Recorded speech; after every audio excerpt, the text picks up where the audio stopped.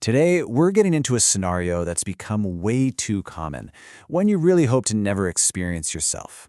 We're going to dive into 3 true first-person accounts of school lockdowns, all pulled from online stories.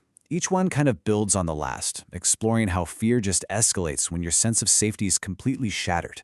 Okay, let's just get right into it. You know, those 4 words, coming over a school loudspeaker, they change absolutely everything. It's that exact moment a totally normal day just fractures, and that line between a routine and a real crisis just dissolves. And that's exactly where our first story begins. So our first account takes us right inside a classroom. The threat is terrifyingly close, but here's the thing, it's completely unseen. This is a story all about the horror of the unknown. I want you to picture this. It's 7th period on the Friday right before spring break. The week's basically done, everyone is just checked out. The teacher's this laid-back guy, he's even playing online games with the class. And then, the dean's voice just blasts through the speaker. Only it's not calm, it's frantic, it's panicked. He says it's a lockdown, and he repeats, it is not a drill. Instantly, the whole vibe in the room just flips. The teacher, who's usually so chill, sprints to kill the lights and shoves all the students into a corner. For about 2 minutes, there's nothing, just silence.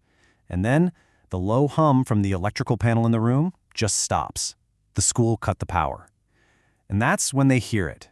A man just screaming at the absolute top of his lungs, somewhere down the hall. The screaming starts getting closer, and it's joined by this violent sound of someone just banging on lockers over and over.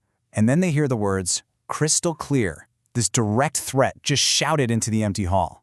A couple of girls in the classroom start crying, and suddenly the fear is, well, it's real. You can feel it in the air, shared by everyone huddled there in the dark. So now the threat isn't just in the hallway anymore, it's right outside their door. The banging moves from the lockers right to their classroom. The man is screaming, "Open up," as he's just pounding on the door. For the students inside, every single second feels like an hour. The person telling the story says that was the moment he truly, genuinely started to fear for his life. Eventually, the man moves on, and his screams fade down the hall. A while later, the dean announces that an unstable person had gotten into the building. But the story, it doesn't really end there, and this is probably the most chilling part. A janitor later found the guy sleeping in a storage closet, and according to the rumors flying around school, he had a .44 Magnum. But by the time the police got there, he was gone. He just vanished. All right, let's shift gears to our next story. Here, the fear is different. The threat isn't some unknown guy in the hall. Oh no. This time, they know exactly who it is, which makes the danger feel way more calculated and personal. So this whole thing kicks off with 4 loud booms during middle school lunch. The narrator just thought it was thunder on a cloudy day, but then the entire lunchroom starts screaming. Campus security rushes in, yelling for everyone to get into the multi-purpose room. Yeah, this was definitely not thunder. Now this is where it gets absolutely terrifying, because the students are actually told what's happening. An adult explains that a man, in a house directly across the street from the school, has barricaded himself inside. He's threatening to kill police. And then, the details just get worse and worse. He was a registered sex offender. He'd been seen watching kids from the school in a really weird way. And then another student speaks up, remembering that they'd seen him the previous Halloween, cutting his own arm, and writing, "Don't come here or I'll kill you," on his window, in his own blood. Okay, our final story is, it's the most direct, the most intense. The threat isn't in the hall, it's not across the street, it's in the same room. This is a story about a face-to-face encounter with an armed intruder. The storyteller here is a 22-year-old computer intern, just out of college. He's working by himself in this tiny, messy office down in the school basement. He gets a call from the front office. Lockdown, possibly an armed intruder. The thing is, his office doesn't even have a door, just an opening. The main basement door? The lock doesn't even work.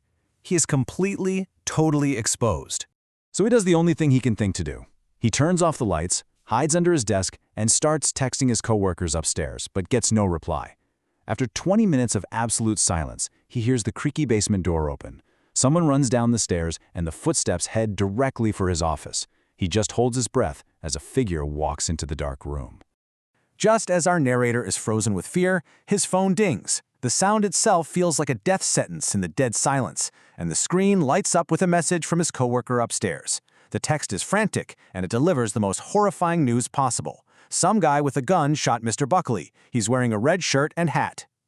The footsteps get closer. The narrator pretty much gives up. He dives out from under the desk, just begging for his life. A man grabs his arm, pulls him up, and says, "It's okay, I'm just down here hiding with you." And then the narrator looks down at his phone, at that text he just got, and then he looks up at the man standing right in front of him. And this is that moment of just pure stomach-sinking dread. The text message described the shooter: red shirt and a hat.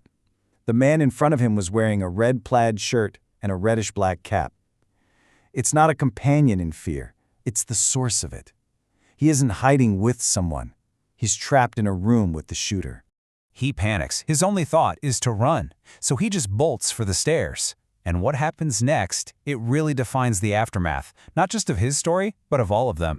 As he's running, a gunshot just rings out. He hears the bullet ricochet off something metal in the darkness. Miraculously, it misses him, and he makes it upstairs. But the sound of that shot, that wasn't going to miss his memory. So what actually happened to these 3 threats?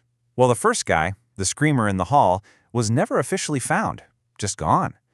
The second, the barricaded neighbor, had his situation settled by the police. And the third, the armed shooter, he was caught by police as he tried to leave through that basement exit he'd actually asked the narrator about. And while the teacher, Mr. Buckley, thankfully survived his injuries, the story doesn't just end with the capture. The narrator of this last account finishes with this really powerful thought. See, the immediate danger might be over, but the psychological impact, that stays. The event itself is just a moment in time, but the fear is an echo that never truly fades away. And that really brings us to our final question. I mean, these are all stories about survival, but they force us to think about the price of that survival. Whether it's the ghost of some unknown threat, the memory of a very specific danger, or the echo of a gunshot in a dark basement, the experience doesn't just disappear when the lockdown ends. It leaves this invisible mark. So you have to wonder, what is the true long-term cost of living through something like this?